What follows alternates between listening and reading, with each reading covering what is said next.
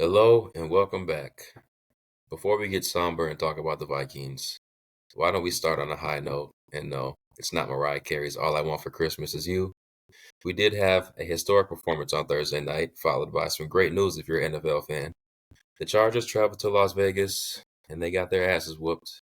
I checked in on this game at one point, 21-0.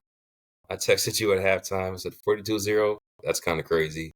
It ended up being 63-7 at one point in the game. 63-21 was the total. Historic performance for the Raiders. Chargers lost by 42, and now, finally, Brandon Staley is out of there as head coach. Really not a lot to speak on. I mean, obviously the quarterback, Justin Herbert, was missing. He's done for the year. Offense had 7 points in the fourth quarter. I mean, extra 2 touchdowns. It was just garbage time for the Chargers. Now, Staley was probably fired a little bit too late, but it does make for some great offseason conversation. Is Bill Belichick going to be the coach of the Chargers? Is Herbert going to be traded? That's yet to be seen, but what did you think about this Thursday night football game? I know the product that they put on the field on Thursday isn't really great. This really isn't what I wanted to see. Well, number one, this is not the score or outcome I would have guessed at all. I thought it would have been a much, much, much closer game between two bad teams. But the fact that, I mean, you could not Staley could not step foot in that building the next day after that. There's no way. After what has gone on, at least the last year or two, and some of the boneheaded decisions that has happened on your part throughout this season, there was just no way you could step foot in that Chargers building the next day. I mean, for Aiden O'Connell and that Raiders team to put up 63 points against the Chargers, who still, Chargers on paper, they still have a decent defense. I mean, yeah, they're banged up on both sides of the ball a little bit, but there's no way in hell I would have guessed a 42-point differential in favor of the Raiders. There's just no way. But, obviously the Raiders, they were in another history-making game the week before against the Vikings, losing 3-0. And obviously left a bad taste in their mouth, so they wanted to do all the scoring they could. Goal accomplished. So it's a positive game for the Raiders getting into the end of the season, and it gives your team a little bit more confidence, being able to put up that many points. But yeah, there's not many takeaways from this game, as it was kind of a toilet bowl matchup on another Thursday night. And I just think everyone that's a fan of the NFL is just happy that Brandon Staley is no longer head coach in this league. Yeah, to your Raiders point, they turned it around unlike few teams we've ever seen turn it around before. To put up a goose egg and then put up whatever they had, 63, that has to be the most differential in points from week to week we've ever seen in this league. Also on the Raiders side of things, I understand you have a new coach. There's a new energy. There's a new feeling in the locker room. I don't know how many wins you have under Antonio Pierce, but I know 2 for sure. Where you got guys smoking cigars like you just won the division and all type of shit. Let's just act like you've been there before. You're still 6-8. You're 2 games under 500. Just something I wanted to touch on there. I think I do like the direction the Raiders are going in. I do think after a performance like this, Al Davis is really going to consider bringing back Antonio Pierce for next year. But I just don't like that look of it. You're probably not a playoff team, and you're out here celebrating like you won the championship. Saturday, Vikings at Cincinnati. You got it. Look, I mean, I thought I'm not going to sit here and bitch and moan on this game a whole lot. I think up until that fourth quarter where we gave up 21 points, we were clearly the better team. We outperformed the Bengals. But I think I don't know what it was. Our defense just kind of, had a little bit of a lapse that fourth quarter and let them back in the game. And our offense is our offense. We just don't have enough firepower to really be able to be like, okay, we're going to go down and score. And then I think, okay, let me start with this before I get to the bad thing about Kevin O'Connell, because, the back-to-back QB sneak pushes with Brandon Powell pushing the quarterback. Absolutely atrocious coaching and play calling. And And especially with the game Ty Chandler was having, I would have rather him or even CJ Ham.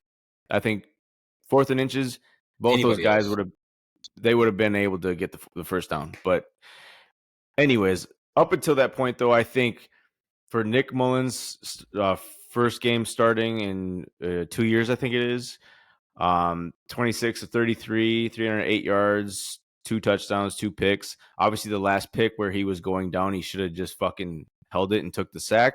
But almost when his butt's almost to the ground, he fucking flails it and it goes right into the arms of the D lineman. Just a boneheaded mistake. But I think for the most part, KOC did put together a great game plan for Nick Mullins to go out and produce. Obviously, you see that with the games from Addison, another terrific game, and TJ Hawkinson, career day from Ty Chandler, obviously, who needs to be named the starting running back going forward to the end of the season. But so you couldn't have asked for a much better game and schematics from the coach and play calling, but it's just there's just still not, without Kirk Cousins leading the charge, there's just not going to be a whole ton of firepower with JJ and Addison, and it's not going to look the same. But you're up 21 points in the fourth. That should be plenty to get the job done. And it was just, I think this was the one game this year that the defense really did break. It was just what? You're up 21 in the fourth? I don't remember that. Well, wasn't it? No, it was we were 17. Well, 17-3, and then it was okay. I don't remember the scoring combination. Well, regardless, they put up 21 in the fourth, is what I'm saying. Well, yeah, I mean, yeah. I'm just so they tied it up at 24 at the end of regulation. I mean, but the fact that you're up by at least 2 touchdowns most of the way, it's that, especially with this defense and how they've been playing all season long, it should have been enough to get the job done. And it was one of those bend but don't break moments, and they broke. So, and obviously, like I said before last week, we had Jake Browning before, we cut him. This was a little bit of a revenge game for him. He was fired up. Should have never cut me. I like that fire out of a guy. That look, I said it last week. We'd be better off with this type of backup than we are right now. And credit to him for doing what he's doing with the Bengals, because I said this is a fully healthy Bengal team pretty much, besides Burrow being out. And he's just got to man the fort and not make mistakes and manage the game kind of like a Brock Purdy does. And they're getting it done. But I'm to the point this season, and with what we've seen last year and now almost 2 full years with Kevin O'Connell, we're going to be in close games every single game. He is a coach that I think can be a very good coach in this league, but he's kind of getting in his own way. He is I say it all the time, he's too nice, too scared to hurt feelings, but he plays the game and he calls the game not to lose. And more oftentimes than not in this league, you're going to end up losing the game because of that when it comes down to the wire. So, and that scares me for the future of this team, because I mean, there's just no, especially in crunch time moments, it's just conservative play calls after play calls. Like, why in your right mind would you run another quarterback sneak after you got stopped just the play before? The exact same play. The motion makes, and the push behind, everything was the same. I mean, it makes no sense. Even the play before, you saw the O-line didn't get the push. Their defensive line manhandled us. They got the push. In that scenario, I think Kevin O'Connell in his press conference after the game said he didn't want to take a chance on having to turn around and stretch the arm out to the running back, which what kind of answer and response is that? That's a terrible answer, bro. Keep that in your fucking brain. Like, I just don't.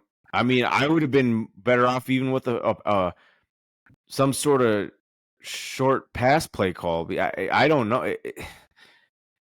It was just head scratching, and it's just I think this is what I think the Vikings are just a head scratching team at this point. It doesn't make any sense. I mean, yes, we're banged up. Yes, we're dealing with injuries and adversity and all this and that, but we're just simply, in my opinion, not that great of a team. And you can even look to last year's 13-4 record. That wasn't a good team. It just wasn't. If by some miracle we get to the playoffs this year, we'll be one and done, and we'll be in one of those no man land picks in the first round. And what do you do there?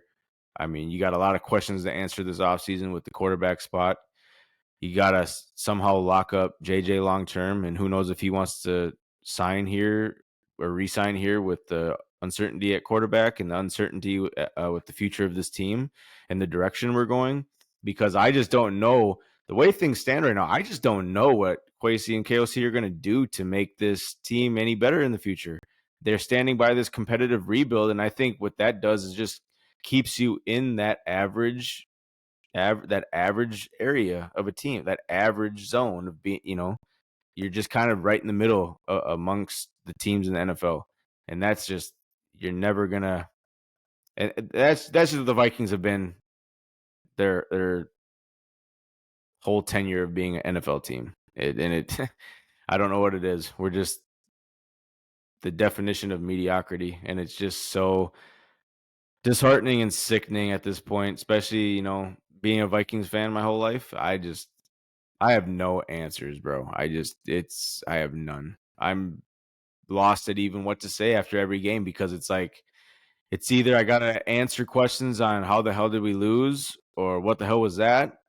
Or, of course, we have a great game.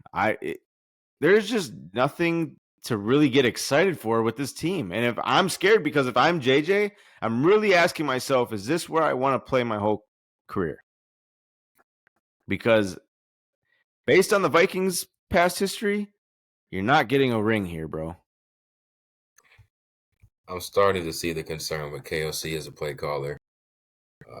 Prime example was that 3rd and 4th down that you touched on. We are getting robbed of some great matchups this year. Obviously, we're supposed to have Joe Burrow against Jamar Chase, or with Jamar Chase against Kirk and JJ. JJ's obviously banged up. Jamar left the game with the injury, so it ended up being a T. Higgins versus Jordan Addison game.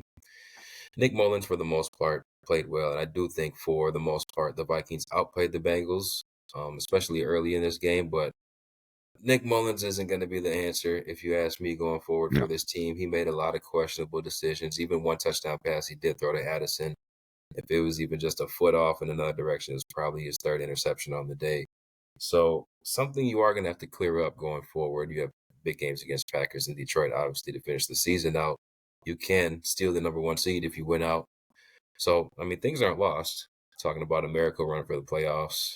It's not a miracle at all. You guys are right there at the 6th seed right now. Should honestly finish the season as the 6th seed, in my opinion. It feels like a miracle, though, just based on how this team is right now, injury-wise and just how it operates. It just feels like it's just not even close to being a playoff quality team. I mean, 7-7, 500, cool, whatever. But that doesn't get me excited. It doesn't get me fucking, looking forward to anything. It's just like, Jesus, can we just end this already? Put us out of our misery, because this is the definition of false hope. And it can't even be false hope because what the writing is on the wall at the end of it all. Like, there's to even say we could sneak a game in the playoffs, that's a far stretch in my mind. And I just, in this segment on this game, like, I've been rambling because I don't have the words to really describe what the hell it is I'm seeing, what kind of team this is, what the future holds. It's just so many question marks surrounding this team. I don't even know what to say anymore. I have no answer until I see some quality decision making from the front office and KOC. I couldn't be one to speculate on what this team is doing. And that's why I'm scared for the future, because this is a pivotal off season, I think, for this team and this front office. And it's scary to think about, because based on our history, it's not. It might not go in our favor. And but like, and and after last week's Raiders game, I was one of the ones saying like, I even said something. I commented on one of my dad's friends like posts or whatever, and he can't. I was just like, man, I said to him, it might be time to really start. If I'm the Wolves, it might be time to really think like, hey, let's promote Flow to head coach, because I think he's kind of a guy who can get the job done. He can man that defense. He's shown what he can do with this defense, and imagine if he gets the guys he wants in that defense. This defense will take off. But then you can hire a quality play caller who solely focuses on that and can be trustworthy. And I know it's a little too early since it's second year of KOC and it's not going to happen, but that's just my thought process, because if where are we at next year if B-Flow gets a head coaching job? Then what happens with the defense? It's just always back to square one with this team, and it's sickening. Yeah, the defense is clearly the bright spot of this team. If B-Flow does end up leaving, that will leave a lot of questions on that side of the ball. As it sits right now, given that the defense is the bright spot, do you think it's a little gimmicky that they have to blitz so much and they have to send all these No, I don't, because that's legit? I really think that this is what B-Flow is about, and this is year one with him. He's kind of there's some new guys on the defense, but there's some vets as well. But imagine if he was to at least be here for 3-4 years as defensive coordinator. Say he gets slighted for a head coaching job still, and he stays here. If he gets 3 or 4 years and he starts bringing in the guys that he wants, this dude wants lockdown corners on both sides of the field. If he's able to have solid corners that are trustworthy in coverage and able to send pressure, his defenses are shown to be terrific. And the fact that he's taking things from Mike Tomlin, even spending a year with him, like this guy should be a head coach again. And my dad's friend, when he was, commenting back and forth, he was like, B-Flow is a great defensive coordinator, but you look back at the time in Miami with him as a head coach, and it's not great. And I'm like, well, look at that organization back then and what they were doing. He didn't have much to work with. And then the defenses he had after a couple of years of getting the guys he wants in there, those were top defenses for Miami. They just didn't have an offense. I think that was Tua's first year. So, like I said, that's the point I'm making, is B-Flow is always getting slighted and looked at lesser than what he is. And I truly think like he deserves another head coaching job, especially after what he's shown this year, doing what he's done with this defense. To that kind of turnaround, you cannot look. If I'm the Panther, God forbid, I hope to God B-Flow don't go to the Panthers, because that's just a disaster waiting to happen for him. Oh, the NFL loves to do shit like that. But if, say Belichick retires, that'd be a great fit for the Chargers. It would be. He was wrongfully let go in Miami, and he's proven, even though he didn't have to, that he is more than worthy of a head coaching spot this year with Minnesota and last year at Pittsburgh. We see what that defense is this year out with the steel curtain, but we'll talk about in just a second here. But I think he should be, Ben Johnson should be, and maybe one other guy are the top 3 head coaching candidates right now as far as assistants go across the league right now. But thinking about it, you know what? Thinking about it, because Belichick's leaving, B-Flow to New England makes a lot of sense. I don't know. What direction is New England going to go in? I don't know. Obviously, you have their quarterback next year, but he's a New England guy, though. That's where he came up. It's going to be different times, though. I have a lot of questions about New England. Yeah. Especially because the AFC. Right now, I think there's 11 teams that are 500 or better. I don't think, I just don't think there's a lot of attractive head coaching positions out there this year. No, because you got to think Washington will be open. That's not really that great of a destination. We can talk about this in the next episode, though. But I agree with you. There's not a lot of great places you want to be, except for maybe the Chargers, and that's only with Herbert. If they don't have Herbert, then I don't want to be there either. Right. Pittsburgh was on the road for Indianapolis, or at Indianapolis for our second game. Some people wanted to blame Matt Canada. His first game out of there, Pittsburgh looked like they had a great offense on the rise. Ever since then, so far, so bad. It's never a good sign when your head coach is at the podium after the game expressing he doesn't know what the issue is. Obviously, we know Mitch and Kenny are suspect at best at the quarterback position, but for me, the defense giving up 30 to a Jonathan Taylor-less backup quarterback-led team is more than enough concern for me, given that they already lost to Arizona and New England in prior weeks. Maybe the Jet Vig jinx is full on right here. What do we think about Pittsburgh losing to the Colts? Yeah, I'm really off the Steelers, bro. I do think this is the first year that our guy Tomlin goes under 500. They have no answers, bro, and there's only so much he can do, even with a piss poor team that he's got right now. They got to retool this team completely, and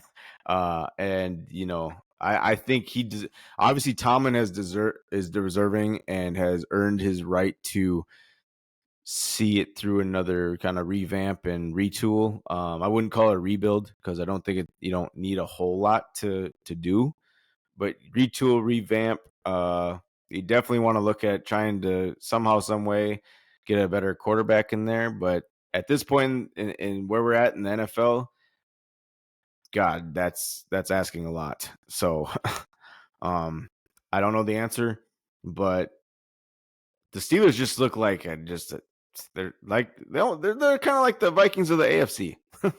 That's what I'll say. 7-7. You get what you get. It's not pretty. It's nothing exciting, but I don't know. But to your point, losing to a Colts team without Jonathan Taylor and a backup quarterback leading the way and letting them get 30 points, it's a rough showing. But hey, I mean, credit to Gardner Minshew, man. He's got this Colts team at 8-6. Unbelievable. I would have never guessed them being at this record, but it is what it is. I don't know. This game was. I picked the Steelers, and it just it looks. Oh God, I can't believe I did that. Looking back on it. Yeah, I mean, he has worked his magic. I don't want to say. Okay, let me just say, him and Bill are probably the two best coaches in the league. Bill is probably less adaptive to change and the way he runs things around there. Tomlin has at least went from this dominant defense to letting Ben Roethlisberger throw for 5,000 yards to having a great three-headed monster with AB and Le'Veon to trying to transition to this dual running back system with mediocre weapons on the outside and a terrible quarterback. He's trying to change with the times, but I just think right now Pittsburgh hasn't done him any favors at that quarterback position, and he's just ran his course right now. I don't think this team is talented enough on the defensive end to keep carrying like they used to be able to in the past. And the league has changed so much that a run game and a good defense isn't going to win you the kind of games that it used to. All these teams can pass. They're all going to throw for 35 attempts. Some of these are going to hit unless you have Desmond Ridder. So, I mean, Pittsburgh's just in a tough spot. Broncos at Lions to cap off Saturday night. I mean, Broncos came in as one of the hottest teams in the league. Lions were looking like they couldn't be trusted heading down the stretch. They put up 42 on a pretty good defense, holding the Denver to 17. Denver, obviously, we know they had their struggles last year, but over these past 2 months, they've looked like a pretty good team. Honestly, looked like a playoff team, and the offense is a big part of that. Only putting up 17 is a concern against the Detroit Lions defense, who is not very good at all. Hell of a bounce back for the Lions, I should say, though, because Denver is a quality opponent in a lot of people's eyes these days. Big stepping stone for Detroit heading into the playoffs. I think this is where you want to be against a team like this. Obviously, 25 points is a bigger margin of victory than expected, but you should have went out and handled business against Denver. Yeah, I think, it looked to me watching this game that it was just like the Lions were kind of like sick and tired of the bullshit they were putting out there the past few weeks, and they somehow got their shit together this week. And while it might only be for 1 week, who knows? I still worry about this team come playoff time because they still don't look like they can compete with a Dallas or a San Fran or even a Philly. And that's what scares me, because the Lions look like a quality team, But when you put those high-end opponents in front of them, they kind of tuck their tails a little bit. They turn the ball over. And they're doing this. They're even doing this against the Bears and lesser opponents. And that's they as of late they've been a very hot and cold team. You don't know what team you're going to get. This was obviously a great outing for the Lions, and I think if they can, keep doing what they did Saturday going forward, especially now that it's almost playoff time, they should be a formidable opponent against those higher end teams. But I still don't, expect them to come away with a W against those type of teams. Like they'll get a victory in the playoffs against the Vikings or whoever's the 7th seed or whatever the case may be. But that second round game, that'll be where the Lions need to mature even more. I think that they'll do the divisional round, maybe perhaps the NFC Championship if they somehow get there by some miracle. But they will definitely learn to mature pretty fast and get a taste of playoffs this year. It's going to help going forward because this team they're not too far away from being in that upper echelon in the NFC. They just need a few more pieces on that defense to help them along.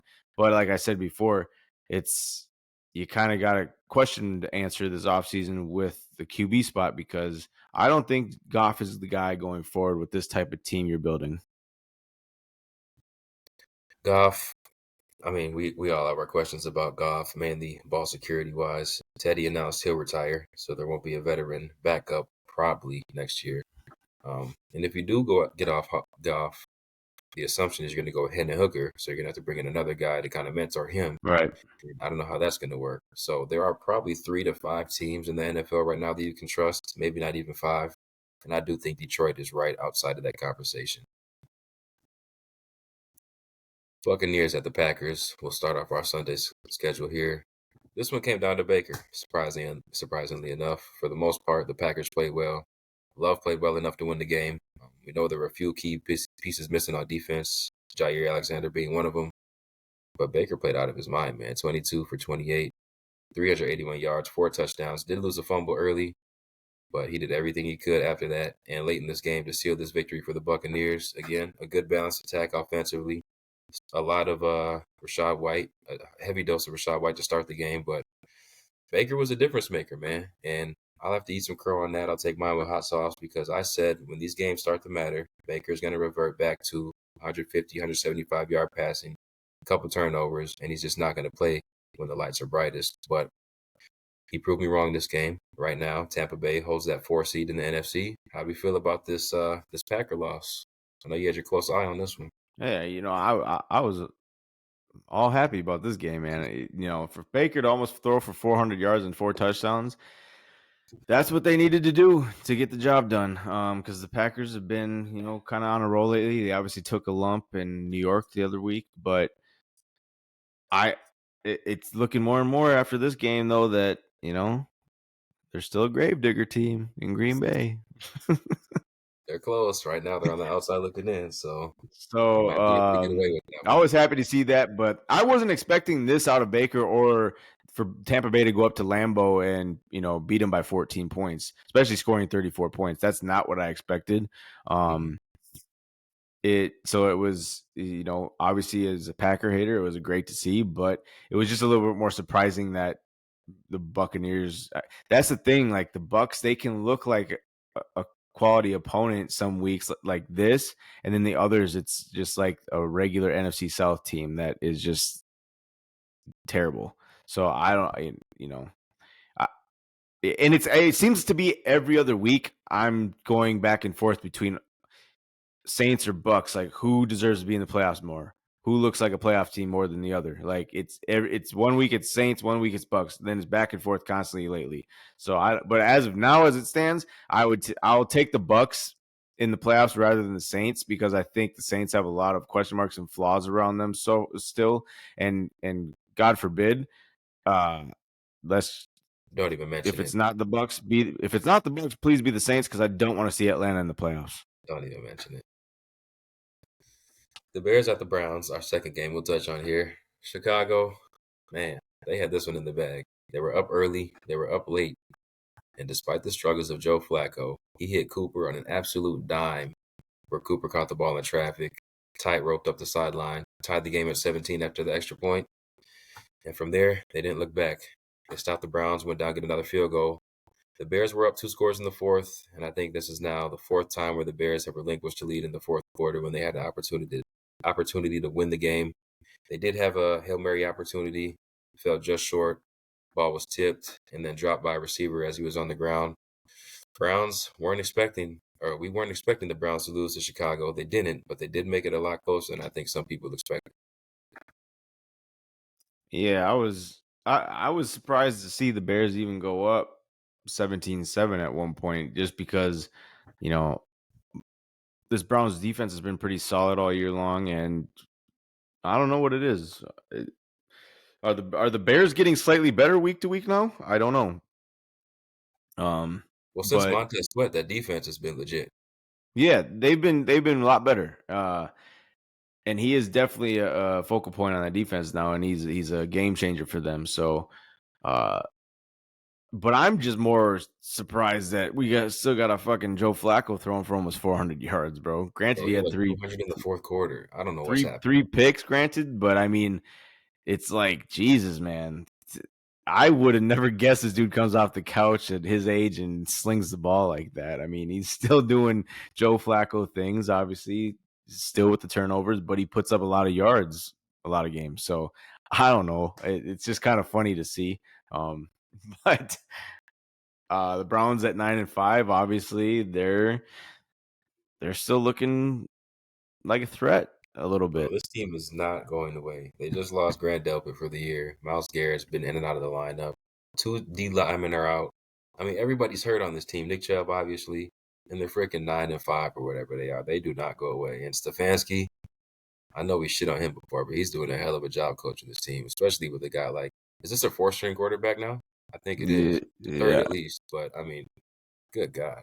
This Yeah, is I amazing. think I think that Stefanski definitely doesn't deserve to be on the hot seat any longer. I mean, he's to be 9-5 at this point and doing this with Joe Flacco at the quarterback position. I mean, yeah, like you said, they're just not going away, and they're going to be a tough out, I think. And credit to them. I mean, I just don't want to see a comeback 3-point victory against a team like the Bears, like that kind Yeah, of, man.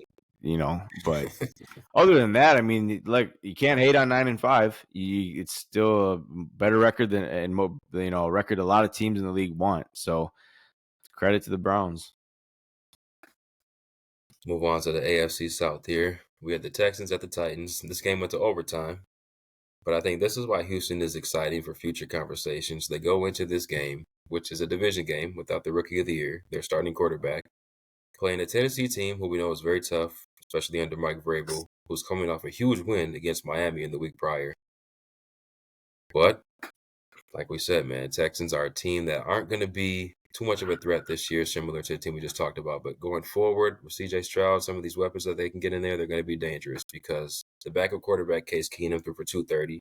They went for just about 150 on the ground. But more importantly, in addition to that balanced offensive attack, the defense was legit.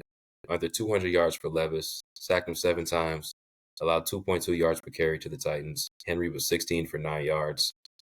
D'Amico Ryans has those boys playing. They are now 8-6, still in the playoff hunt. Probably will get CJ Stroud back off that concussion next week.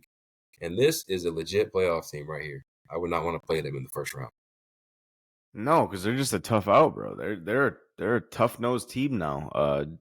This is, I think, I really think D'Amico deserves a, a, a lot of a ton of credit, and he should be a heavy favorite for coach of the year, just the job he's done alone with this team, and where they were sitting at last year. I mean, and they don't have any really big household names. Obviously, CJ's coming along, is making a name for himself. They got Will Anderson Jr., they got Derek Stingley. But I mean, eh, this team is just it's exciting because the future looks bright in Houston, and I think that they deserve to have that after just their history alone of being a bottom feeder team in this league for a majority of the time. Mm-hmm.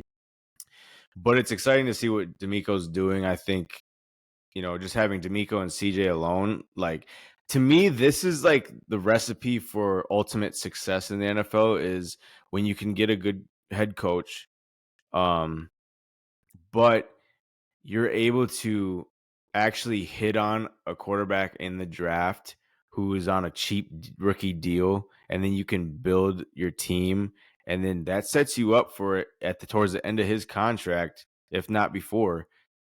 You're a Super Bowl contender more times than not. That's kind of what the recipe has been for a lot of these teams. I mean, it.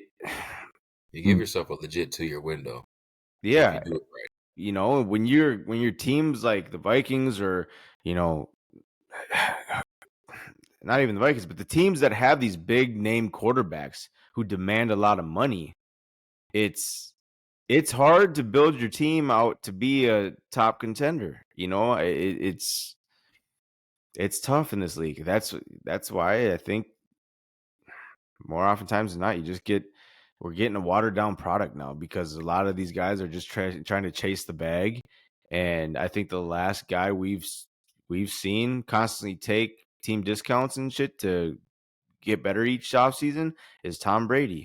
It's That dude was a true leader, and all he cared about was winning, and it showed by him in his contracts. I mean, and he's still getting paid. It's just the fact that he's not allowing his contract to be a detriment to the overall team and how it's built, because the end goal in this is, yes, it's our job, and our job is to go out there and win games and win a Super Bowl. That is what it is. What are we doing? I mean, we're turning this shit in. This is like the era of the NFL where it's just pure entertainment at this point. It's fucking WWE. Like, it's, we know what's going to happen. It's going to be the Kansas City Chiefs and the Eagles, and this, it's the same teams each and every year, and it's Mm-hmm. just this, and then and then you talk about turf every year because of all these injuries and these soft tissue injuries, and it's just like, man, oh man, I miss the football we grew up watching, and even the football before we were even born. Just the tough nose. I'm gonna go out there and lay my body out on the line, and I know these guys are still doing that, and to a degree, but the rules have saturated the game and watered it down so much that it's almost two-hand touch at this point. And like I said, I just feel like we're just we as fans just tune in every Sunday because it's just entertainment. You know, we a lot of the heart and soul of it has been taken away. It does kind of seem that way. And yeah, it's not the same game we grew up with. And sometimes it is a little harder to watch than it used to be. Could be because we're getting older, could be because the game's changing, but who knows? It's yet to be determined. Hopefully it does find a way to get back to a little bit what it used to be in the mid 2000s. But they just suspended the safety from the Steelers for hitting Michael Pittman for the rest of the Right. year. So it's But probably not going to happen that's anytime soon. but that's what I was getting at. Just, I know I went on a rant or whatever, but I was getting with the Texans is just, I think if they can keep building the next couple of years, this is going to be a serious AFC contender, and they might be the favorites at some point because CJ is an up and coming quarterback who's doing great things his rookie year. They got a great first year head coach, but they've got the pieces now They to have the pieces. they have the Will it be ever foundation good? set. The foundation is there. You just got to add a few more pieces, both sides of the ball. But this team can go on a serious run in the next couple of years and make things happen. So if they do it, who knows? But I for one am excited the next 2 or 3 years to watch this team because I think they're going to be a very fun team to watch week in and week out. On paper, they have the pieces, and probably the two most important pieces you'd like to have, and that's a good head coach and a solid quarterback.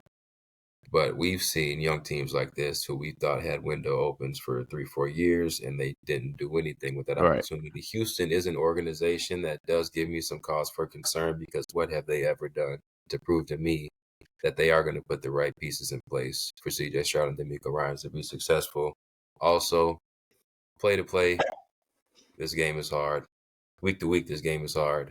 From one season to the next, it's going to be hard. I kind of touched on it earlier. There are 11 teams right now in the AFC, 500 or better. Mm-hmm. Jets are one of the teams that are not. They're obviously going to have Aaron Rodgers back. Chargers, they'll have a competent coach hopefully next year with all that talent. Raiders, they may have found their guy in Antonio Pierce. The only two teams that may not be 500 if everything goes right for everybody are the Titans and the New England Patriots, and there's really not a lot for those teams to turn around. But this AFC is going to be tough as hell next year. So there really isn't going to be a lot of room for wasted opportunities this offseason, and I'm excited to see what Houston can do and if they can put some of those right pieces in place. Yeah. Chiefs at the Patriots. Pats got up early. Kadarius Toney dropped the pass, leading to a pick. Mahomes was not happy about that if you saw him on the sideline, but hey, at this point in the game, he probably thought Bill might have the Chiefs number. You know, he's been getting them here and there throughout the past couple of years with Tom Brady, without Tom Brady. But the same problem remains. Pastors don't have the offense. 31 pass attempts, under 200 yards for Zappy, 3.3 yards per carry. This offense is just non-existent. And with the Chiefs' defense playing the way it is this year, there was really no worry after this game became tied because you knew Patrick Mahomes was going to find a way to pull it out. How do you feel about this Chiefs at Patriots game? I was a little worried for the Chiefs at one point. This is a brutal Patriots team, and this should honestly have been, in my opinion, I would have guessed this would have been a blowout. But like I've said all year, this is a different Chiefs team. This Chiefs team has to be a little bit more methodical to beat teams, and I worry about this Chiefs team come playoff time. I just don't see them having enough firepower to get the job done and make a serious run.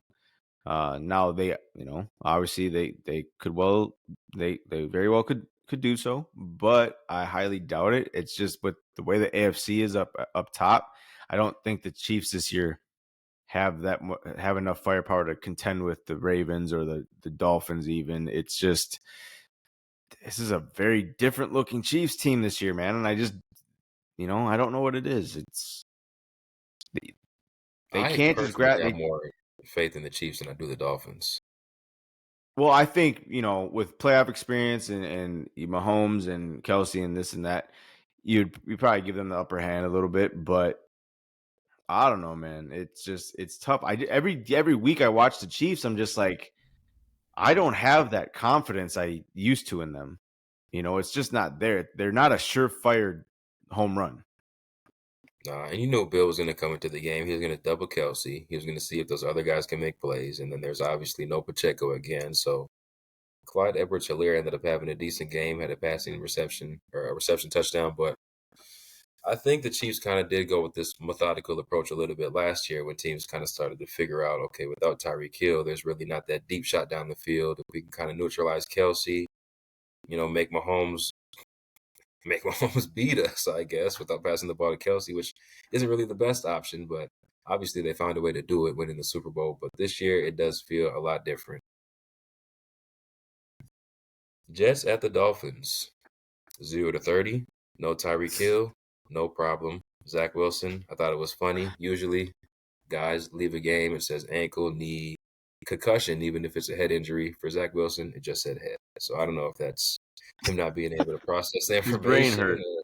If Robert Saleh hit him upside the head during halftime or what it was. But Jets lose this one, they get shut out again, and Lord have mercy, man. I really just want to credit this Jets defense for playing as hard as they have this whole year, knowing they really have no shot. I think this is the straw that broke the camel's back, though. 30 points to the Dolphins. They realize their season's over. Jets might be getting walked over for the rest of the season. I agree. They're checked out now, bro. Yeah.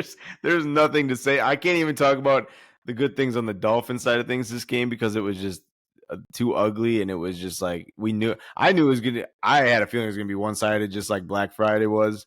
Mm-hmm.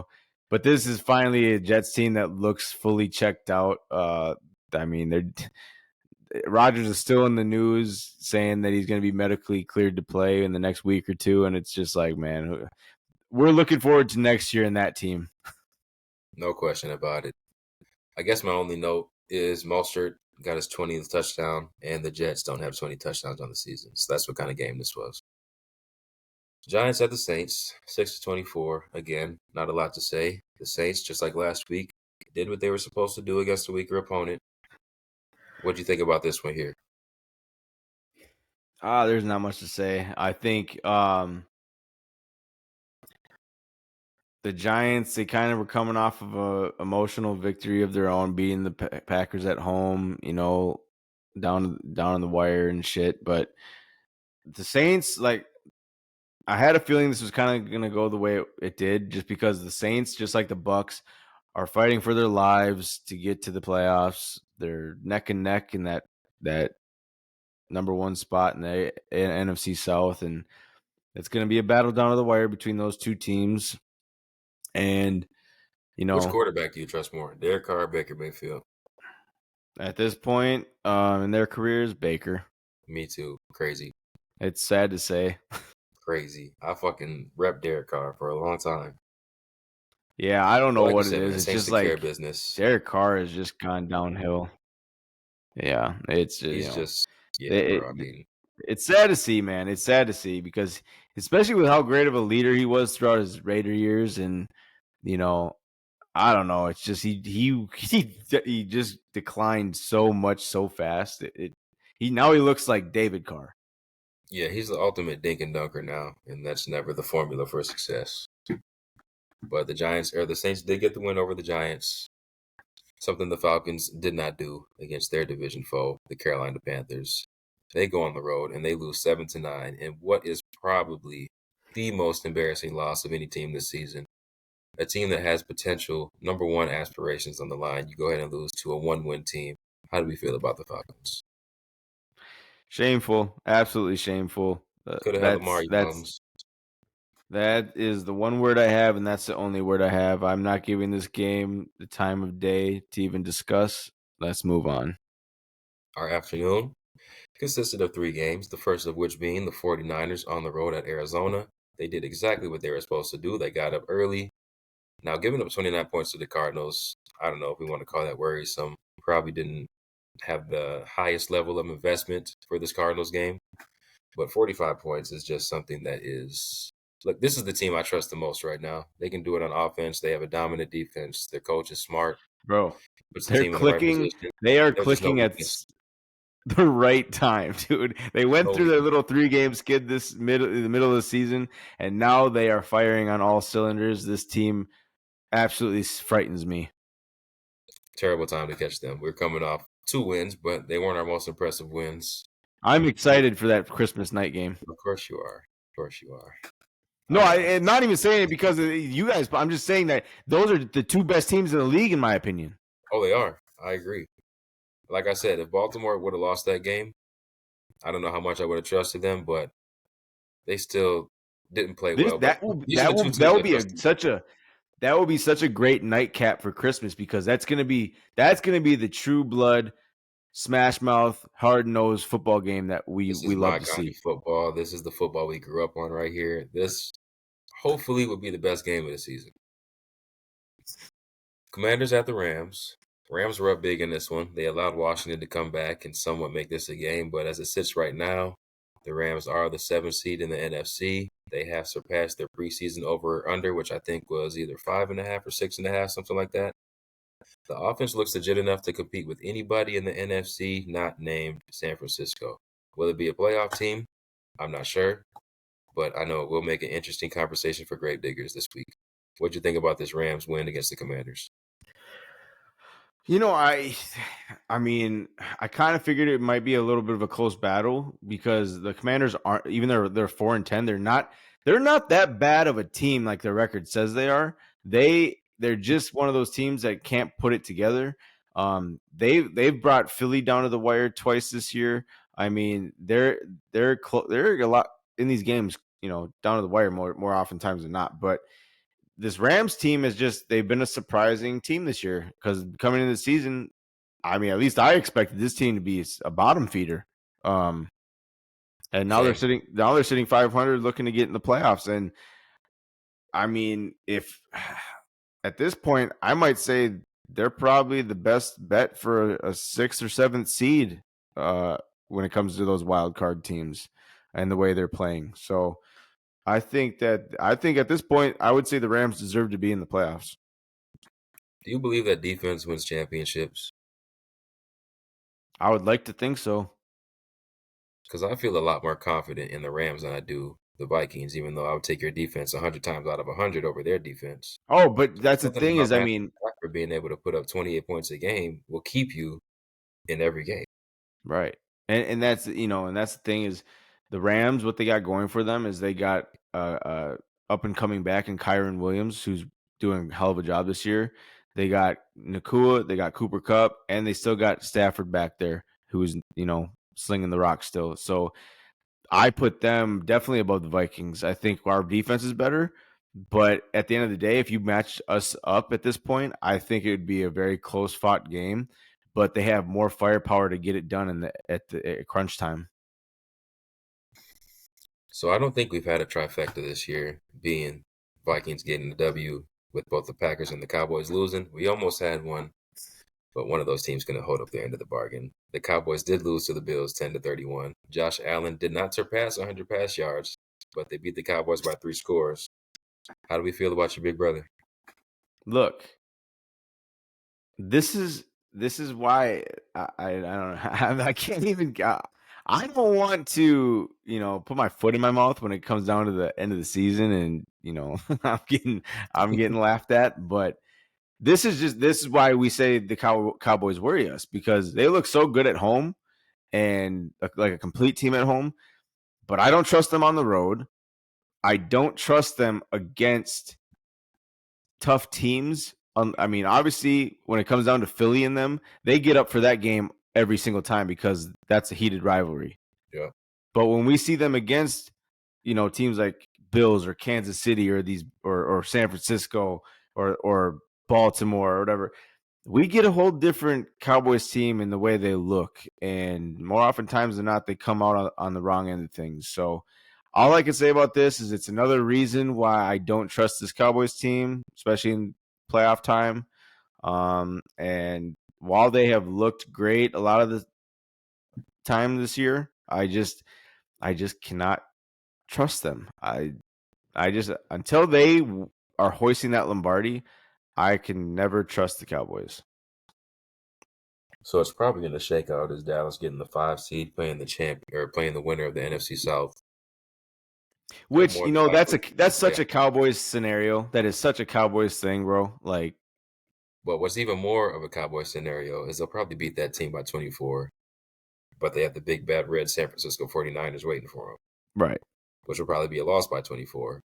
If the Cowboys do get their ass whooped in the playoffs, do you see a potential Bill Belichick to Dallas? I don't. I just think at this point, I don't know. I honestly don't know, because look, Jerry Jones, you can never know what this guy's going to do. He said there's no Chucky winner. But after that Philly game last week, I think that they were already saying, like, Jerry was already talking in the news or media talking about how Mike McCarthy is deserving of a extension now and this and that. And so it's looking like they're going to go ahead and go that route. But so I wouldn't bank on a Bill Belichick to Dallas scenario. Okay. I just want to see Bill go somewhere that's ready to win now. If you consider the Cowboys that, I think they are. They just got to be more consistent. And that's the thing, is it's going to be interesting to see this offseason what Bill decides to do, because I could see him retiring, but I still think Bill has that in him where he wants to prove he can still win one more Super Bowl without Tom Brady. Oh, he's got that dog in him. He's got that demeanor about him. He's going to want to prove that he can at least get into the damn playoffs without Tom Brady. But the thing is wherever he goes, I'm sure because it's Bill Belichick, a team will give him, like, you can't give him full control because he can't draft. No, and that's what I'm sure whatever team hires him, though, is going to probably be like, here, you can do what you want with the roster. Be the GM and head coach. But that is the wrong move. He should only be the head coach, because he's proven now in the last few years with New England, he can't draft.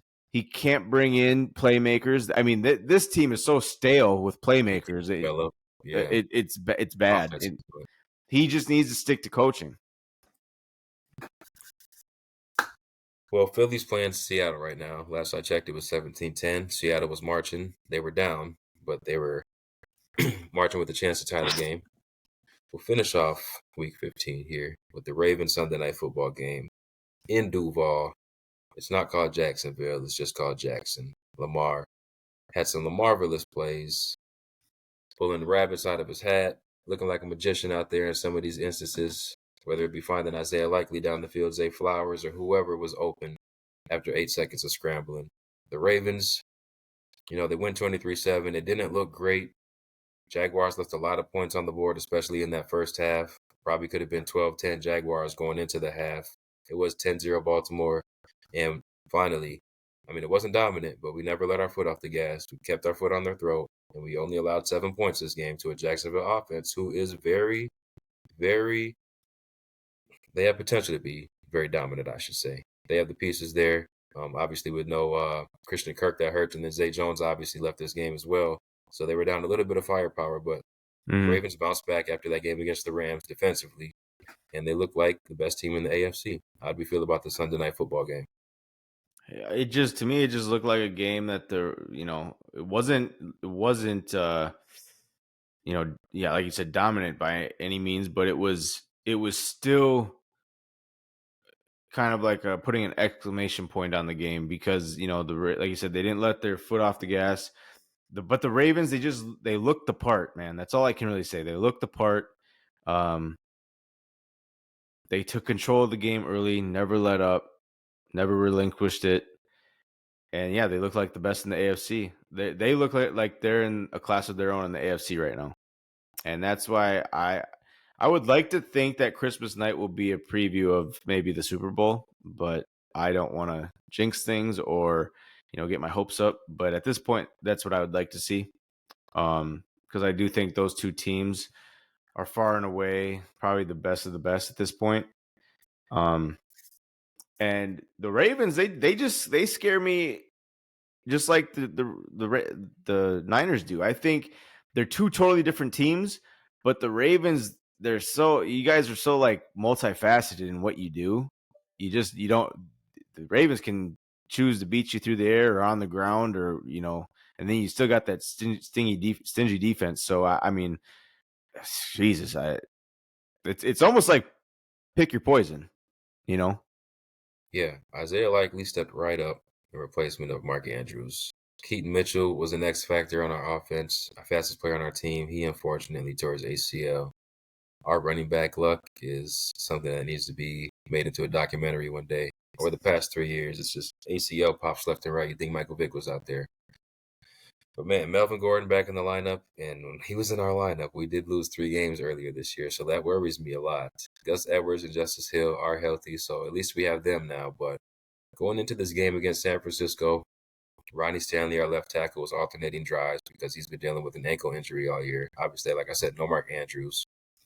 We just lost our most dynamic offensive player outside of Lamar Jackson. So it's not the time that you want to hit the most injuries you've had this season going against probably the best team in the league who is probably the healthiest they have ever been at this point in the season under Shanahan. So we have our work cut out for us Christmas night or Christmas weekend, whatever you want to call it. But as far as this game goes, it was honestly a must win because we do have the best team in the league coming up, followed by the number 2 seed in the AFC.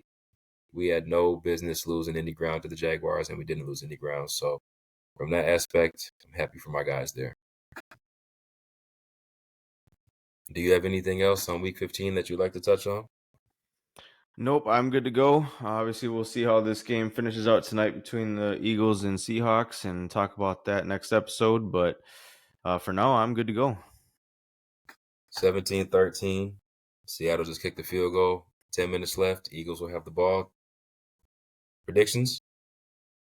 I think Philly hangs on to win this game, but I think based on how this game's been going and the score right now, Philly's got a lot of question marks surrounding them at this point in the season. Or if it wasn't for that tush push, this might be a completely different team. You're right. And I was saying it at the beginning of the year, but then I kind of tailored off because they were still winning. But this team doesn't even come close to replicating last year's team, and it's almost the same team. So they made all these moves like Bayard and whatnot, and we're thinking like, okay, they're really going all in. Like this team recognizes their chance. They see their window. This is what they're doing. Is it possible that they were trying to fill holes that they knew they had that we didn't see at the time? Because this defense is not great. I don't know. fired their defensive coordinator this week, and Matt Patricia's their DC now. So And that worries me a lot. a lot. You never want to see that happen in season. No, and the way that Matt Patricia's career has been going since Detroit days, bro, I don't like it. No, not at all. So something to monitor. I mean, San Francisco head and shoulders above the NFC, and Philly we thought was number 2. We'll I monitor will it. say, I will say, I do trust and like Dallas more than I do Philly this year. I will give them that, especially after that ass whipping they put on them in Dallas last week. Because now this is the third week in the row that Philly has looked very, very beatable and not scary at all. Right. Well, 4th, really, if you want to count that Bills game where they Oh took yeah, them to, yep. But who like the I Bills said, have been playing very well as of late. We should have gave them their credit during and that like I game. said, it's hard in the NFL especially. It's hard to repeat even as a going back to the Super Bowl, not even winning the Super Bowl back to back, but just getting there back to back is hard. And look, like I said, like I've been saying about Kansas City all year long, both of these teams they don't look the same like they did last year. They're different. Yeah. I still have Philly over Dallas a little bit, but not as confident as I was a month ago. But that's it for me on week 15. We can go ahead and get out of here. All We right. appreciate y'all. Peace.